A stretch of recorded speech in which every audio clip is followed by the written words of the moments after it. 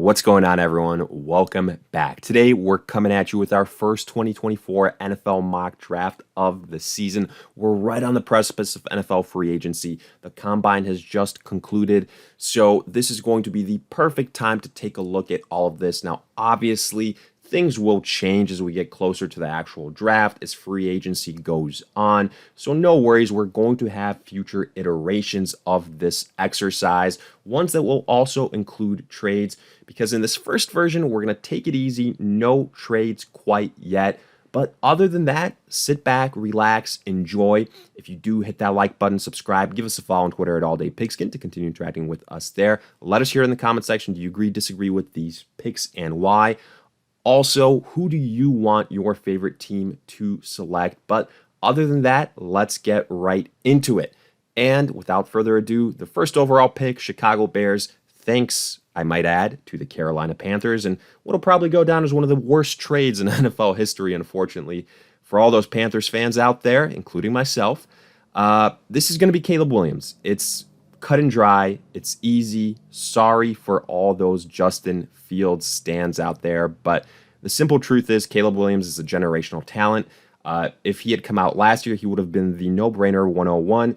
He would have been the 101 pick several years in a row. That's how great he is. It's Caleb Williams. Everything else, the chatter that you're hearing, it's all smoke. It's Caleb Williams. Let's move on. Next, we have got Washington, and I think this is an interesting situation. We all know that Washington is going to go with a quarterback selecting second overall. The question is it going to be Drake May, or is it going to be someone else?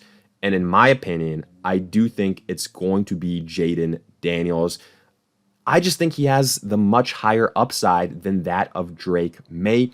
His stock has been getting a lot of steam lately, and a lot of people are saying he's the 1B to the 1A of Caleb Williams. I don't think it's quite that close, but again, I do think he's the number 2 guy at the quarterback position. So that's what we're doing here for Washington. Next, we've got the New England Patriots. And again, another very popular pick with a quarterback, but the chatter I've heard is that if Daniels isn't there for New England, they're going to be trading out, or they're going to at least look to. Now, in this scenario, Daniels is not available, and we're not doing any trades, so the Patriots are going to stay put. And look, again, maybe it's all smoke and maybe they love Drake May, but here I'm going to go with what I think is probably overall the best prospect in this entire draft, Marvin Harrison of Ohio State at the wide receiver position. I think he's going to be great. It also fills another area of need for New England. So either way, I think they should not be unhappy about that selection. Next up, we go to the Arizona Cardinals. Again, in this scenario, Cardinals get sniped on Marvin Harrison, but you've got Malik Neighbors there. And the separation between Neighbors and Marvin Harrison, I don't think it's that big. So here we're going with Malik Neighbors, an area of need, surround Kyler Murray with more talent. So we're going Neighbors and moving on. Next up, we've got the Chargers. And when it comes to the actual draft, I think that this is where it's going to begin. I think this is the inflection point. It happens every single year where, somewhere in the top 5 or top 6, 7, there's a team that, depending on what they do, it's going to change the feel of the draft. And here it's the Chargers, because the Chargers could go a million different ways. They could go with a wide receiver. They could go with Odunze from Washington. They could go with, Bowers at tight end. Would make a lot of sense. Or they could go with an offensive lineman.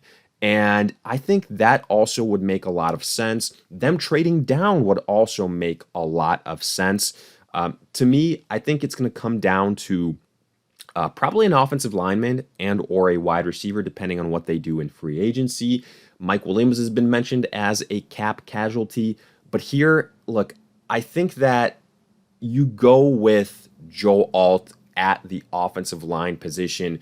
You pair him with some of the guys that they already have in Rashawn Slater. I think that's a tremendous duo. So to me, I think that's a great start for the Chargers in these first 5 picks. Next up, we get to the New York Giants. And here, look, I've heard it from Giants fans. Wide receiver has been a very, very popular selection. So is quarterback, but I don't think any of these guys here are significantly, you know, that much better than Daniel Jones. Obviously, the Giants have been rumored to be maybe trying to trade up, but again, I wouldn't be shocked if it's for somebody like a Jaden Daniels. Now, again, all of this will become more clear in the next couple of weeks, but right now, I think it's either wide receiver or quarterback. And I'm going to give the slight edge here to Odunze at the wide receiver position. Get the Giants that true alpha guy at wide receiver. Next up, we've got the Tennessee Titans. And with their situation offensively, I think they need a lot of help, honestly, whether it's, a wide receiver, whether it's offensive line. We'll see what Levis can do in a full season. But Luwan isn't there anymore, obviously. I'm going to go with Fashanu here from Penn State, the offensive tackle. I think it's a good pairing. I think a great pairing would have been Joel Alt as well. But either way, arguably the number 2 offensive tackle in this draft, a good fit here as well.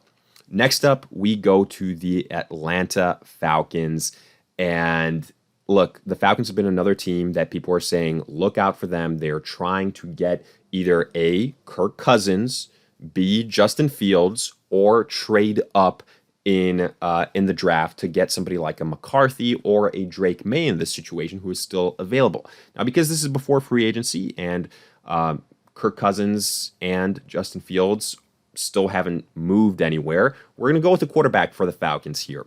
But again, this could look very, very differently in just a couple of days and or weeks. I'm going to go with Drake May here. Comparing him to J.J. McCarthy, I think McCarthy he got propped up by that stellar Michigan defense. So I think Drake May has the higher upside. I'm going with him here for the Atlanta Falcons. Now, next up, we get to the Chicago Bears. And I don't want to say this is a bad scenario for them because, you landed Caleb Williams. I don't care if you don't have any picks afterwards in the remainder of the draft. The fact that you got Caleb Williams alone, you have an A-plus draft. But with the Chicago Bears, here, ideally, it would be a wide receiver in Odunze or Neighbors. But the way this thing plays out, that's not happening. Brock Bowers could be a potential guy, but Cole Kmet has been pretty decent. Bowers, to me, would be a luxury pick. Instead, though, what about going edge to fortify that defense even more? So you've got a defensive-minded head coach. Montez Sweat was a great pickup last season. So to me, Dallas Turner had a really good combine. I think is going to be the selection here for the Chicago Bears. But now we move on to the New York Jets. And with the Jets, Rodgers expected to return this season from his injury. You have to go with an offensive lineman. You need to protect him. And it's as simple as that. I think you just go best available offensive lineman. Fuaga is that from Oregon State. So select an offensive lineman, protect Aaron Rodgers so he doesn't have an injury like he did last year, and then figure out the rest in the next couple of rounds. Afterwards, we go to the Minnesota Vikings. And again here, Kirk Cousins more than likely is going to be leaving Minnesota. He obviously suffered a pretty significant injury late last year. So just a lot of question marks surrounding him. And right now in this draft, I'm operating under the assumption that he will not be returning with the Vikings. So for that reason, I'm going the next best available quarterback. Personally, I think that would probably be somebody like a Penix. But look, all those owners, all those GMs, they see things differently. And the hype with J.J. McCarthy is real. So for that reason, I think that you're going to see him be a borderline top 10 selection or definitely top 15. Vikings here make sense. So do the Broncos. But unfortunately, in this scenario, the Broncos do get sniped. Now, we move on to the aforementioned Denver Broncos. And they could go quarterback here. They could go with somebody like a Penix. They could go with somebody like a Bo Nix. Personally, I think this is a little bit too early for, both of those guys. They just moved Jerry Jeudy, but I don't think they're going to be going wide receiver. I think they're going to be looking at the defensive side of things. And I think it makes sense to kind of fortify the edge position. I'm looking at either Latu or Verse here. I'm going to give the slight edge to Verse, who I think is a little bit more athletic. Next up, we go to the Raiders. And again, another team that could potentially be looking for a quarterback. But similar to what I said, I think after McCarthy, that tier of Penix and Bo, at least in the eyes of the scouts and the owners, there's a drop off. So I don't think that you're going to see those guys being selected in the top 13 or the top 14. So I'm looking elsewhere here, and I'm looking at defense. I'm looking at cornerback specifically.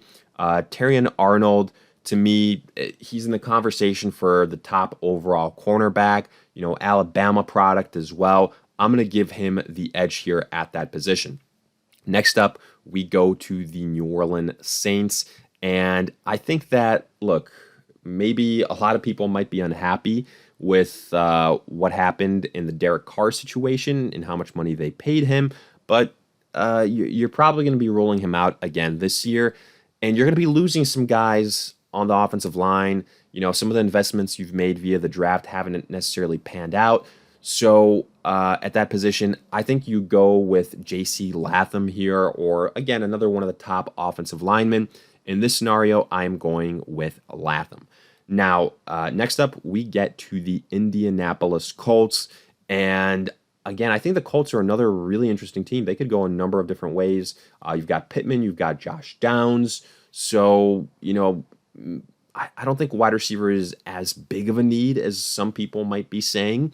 I think, defense, obviously they could use some help there, but Brock Bowers is a really, really interesting pick to me. Look, nothing against Mo Alley Cox, but I think Brock Bowers is one of these tight ends that is, the last time we had this type of hype was Kyle Pitts. I think Bowers is, a better overall prospect. So I'm going to go with Brock Bowers here. I think that he's a much bigger game changer than Mo Alley Cox. And, he's going to see much more receptions and yardage. He could be one of those like Gronkowski, Kelsey, Kittle-esque type of tight ends. Next up, we go to the Seattle Seahawks. And with Seattle, the coaches that they have in place, I think this pick is going to be on the defensive side of things. And whether that's at linebacker or at edge, I think those are the top two positions. Now at linebacker, there's some guys that I really like, but to me at 16 overall, it's way too early for that position. So I'm going to focus on edge, and I'm going with Latu from UCLA. I think that that's going to be a good pick. I think it's a good value at this point in time. So that's a pairing that I like there. I really do think Seattle's going defense. Next up, we've got the Jacksonville Jaguars. And with Jacksonville, again, Calvin Ridley could be on the way out if they don't re-sign him. Other than that, I think the offensive line could be a potential, area that you focus on. Defense is also an area of need. I'm looking at the offensive line, though, starting with, kind of over there. You could go guard, you could go offensive tackle. I think they probably go with one of these tackles. Then, they can swing one of those guys and figure something out, a versatile guy. I like Amarius Mims. That's the pairing I have as of right now. Then we go to the Cincinnati Bengals, another team that I think, in my opinion, could use offensive line help. I'm going with Fautanu here from Washington. I had him or Mims as, kind of the next guys up. Then we go to the Rams. To me, the Rams are a really interesting team. At some point, they're going to have to invest in a quarterback plan after Matthew Stafford, but I think doing so right now is a little bit too early. And on the flip side, I know some of the players they've been kind of linked with before, some big name edge rushers like a Brian Burns from Carolina, potentially via trade that didn't ultimately happen last year. So why not get a young, inexpensive edge here? That's what I have got them doing. And to me, the next best edge, Chop Robinson from Penn State. Next up, we get to the Pittsburgh Steelers, and this is kind of right around the time where I think we could see one of these next quarterbacks go. The Steelers, again, have been a team that's been linked with Justin Fields. They've been linked with Russell Wilson. So I think here, again, before free agency and treating this as one of those situations, Michael Penix or Nix makes a lot of sense. I personally think that Michael Penix is the better overall quarterback. I'm going to give him the edge here. Then we go to the Miami Dolphins. To me, the Miami Dolphins need offensive line help, and specifically at the interior of the offensive line, I'm going with Graham Barton here, and then moving on.